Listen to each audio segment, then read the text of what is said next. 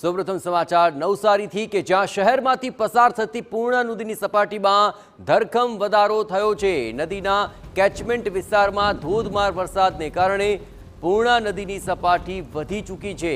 2 જ કલાકમાં પૂર્ણા નદીની સપાટી 10 ફૂટથી વધુ વધીને 16.50 ફૂટ સુધી પહોંચી ચૂકી છે।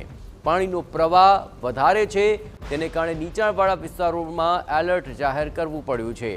લોકોને પણ સચેત રહેવા માટે તંત્રએ ખાસ અપીલ કરી છે।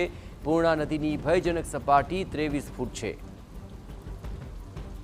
તો કેચમેન્ટ વિસ્તારની અંદર ભારે વરસાદ વરસ્યો, તેને કારણે પૂર્ણા નદીની અંદર ભારે માત્રામાં પાણીની આવક થઈ છે અને 2 જ કલાકમાં 10 ફૂટ જેટલી તેની સપાટી વધી ગઈ છે અને અત્યારે 16.5 ફૂટ પર પાણી વહી રહ્યું છે।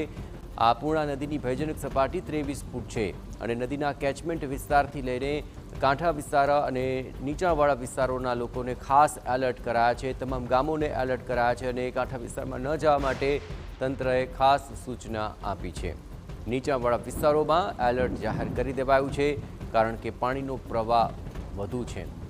સમગ્ર પરિસ્થિતિ પર વધુ વિગતે વાત કરવા જોડાઈ રહ્યા છે TV9 સંવાદદાતા નિલેશ, પૂર્ણા નદીની સપાટી 2 જ કલાકમાં 10 ફૂટ જેટલી વધી, ખાસ કરીને કયા એવા નીચાણવાળા ગામો છે અને એ વિસ્તારો કે જ્યાં લોકોને સચેત કરાયા છે? નિલેશ, હજી સમગ્ર જે કંઈક વરસાદી માહોલ છવાયો છે એની વાત કરીએ તો નવસારી જિલ્લાના ઉપરવાસમાં એટલે કે પૂર્ણા નદીના કેચમેન્ટ એરિયામાં મહુવા, વાલોડ અને અલગ અલગ જે તાપી જિલ્લાના જે કંઈક વિસ્તારો છે એમાં વરસાદ વરસ્યો છે, જેની સીધી અસર નવસારી જિલ્લાની પૂર્ણા નદીમાં થઈ છે। પૂર્ણા નદીની સપાટી 16 ફૂટ નજીક પહોંચી ગઈ છે, જેને લઈને હવે જે કંઈક તંત્ર પણ એલર્ટ થઈ ગયો છે। હાલના તબક્કે વરસાદ ચાલુ અને હજુ પણ વરસાદ વધતી શકે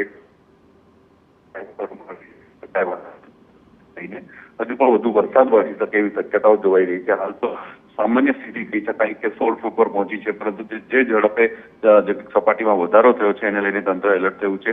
હાલના તબક્કે સપાટી થોડી સ્થિર થઈ છે, પરંતુ તેમ છતાં તંત્ર એલર્ટ થઈને સમગ્ર જે જળ સપાટી વધી રહી છે એના પર નજર રાખીને બેઠું છે। જી આભાર નિલેશ। તો આખરે આ સમગ્ર પરિસ્થિતિની અંદર હાલ તંત્ર એલર્ટ છે અને તેમણે પણ જે નીચાણવાળા વિસ્તારો છે તેમને ખાસ એલર્ટ કર્યા છે। પાણીનો પ્રવાહ હજુ પણ વધે તેવી શક્યતા જણાઈ રહી છે।